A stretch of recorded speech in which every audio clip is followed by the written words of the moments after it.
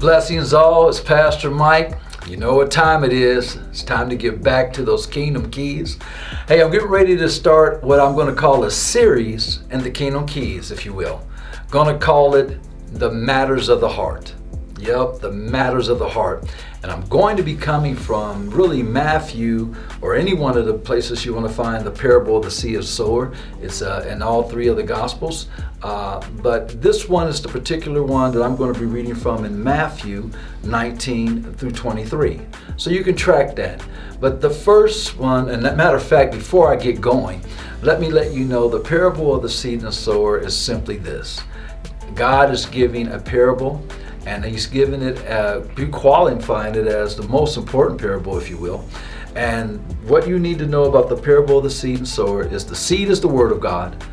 The sower is anyone who sows the word of God. And the ground in the parable is the heart of man. I've got to hurry here, so let's go. I'm going to start with the wayside ground. That is the first one given in the parable. And this now becomes the matter of the heart, because your heart is the ground.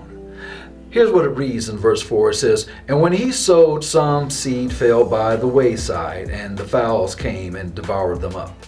He gives the explanation of what that means in verse 19. He says, "When anyone heareth the word of the kingdom and understandeth it not, then come the wicked one and catcheth away that which was sown in the heart." He says, "This is he which received the seed by the wayside." The wayside ground. Let's talk about that first heart. See, the wayside ground is simply a heart that doesn't understand the value of the word of God.